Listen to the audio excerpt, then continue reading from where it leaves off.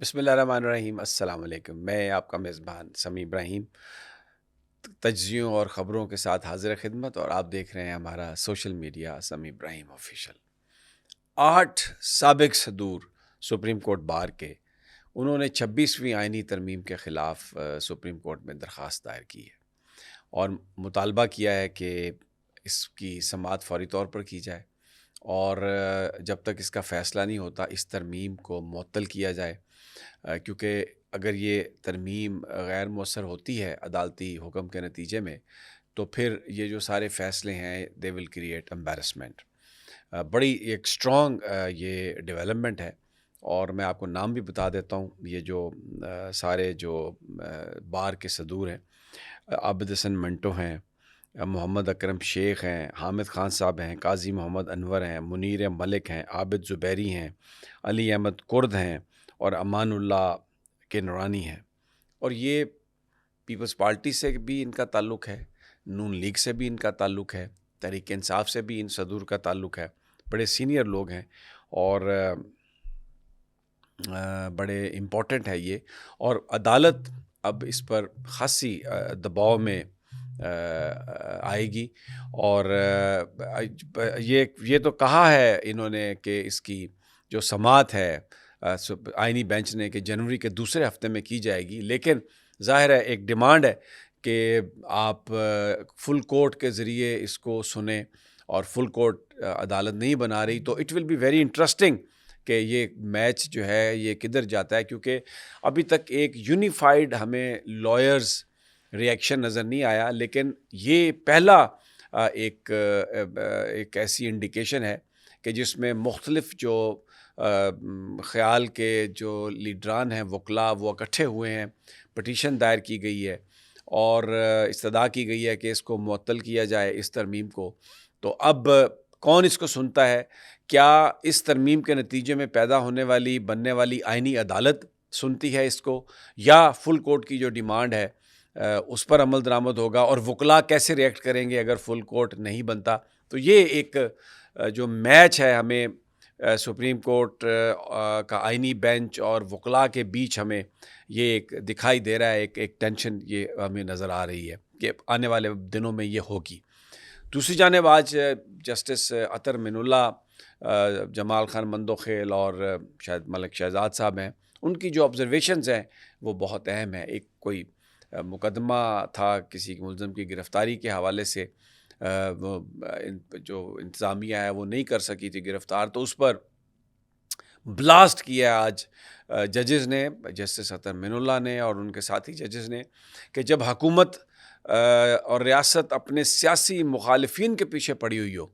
ان کو پکڑنے کے لیے تمام جو وسائل ہیں وہ استعمال کیے جا رہے ہوں، تو پھر جو اس طرح کے جو کرمنلز ہیں ان کو کون پکڑے گا؟ اور یہاں پر ترجیحات ٹھیک نہیں ہے، یہاں پر وزرائے اعظم جو ہیں وہ قتل کر دیے گئے ہیں، اور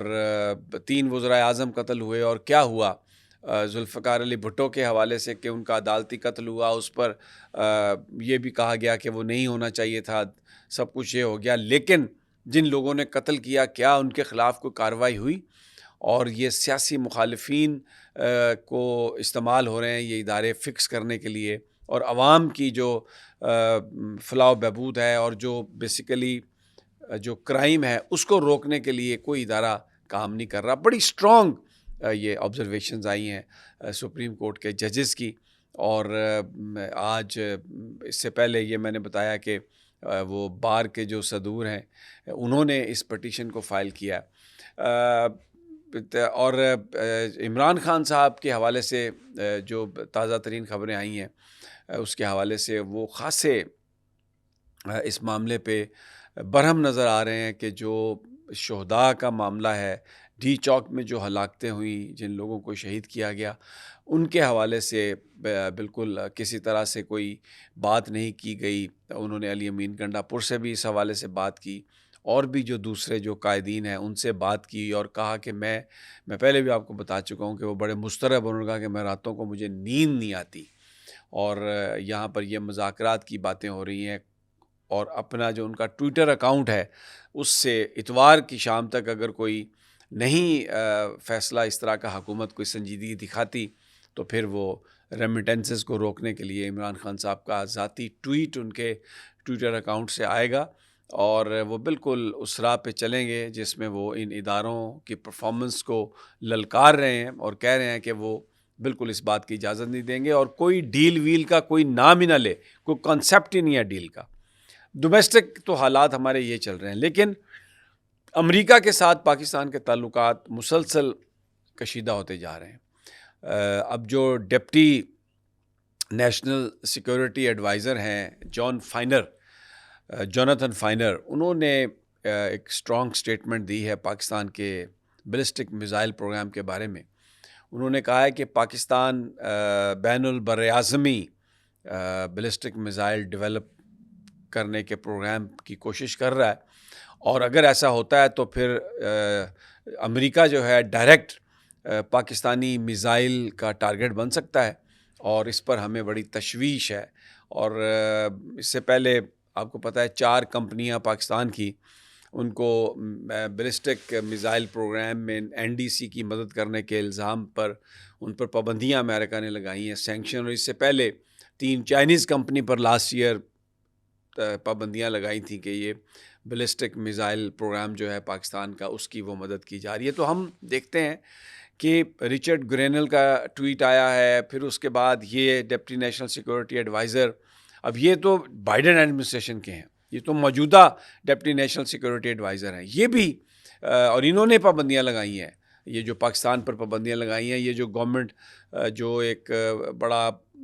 پاکستان کو IMF سے پیسے بھی دلوائے، سب کچھ کیا، وہ بھی ان پر پابندی، کیونکہ دیکھیں جب پاپولر گورنمنٹ نہ ہو تو پھر جب ایسی حکومت نہ ہو جس کو عوام نے چنا ہو، اور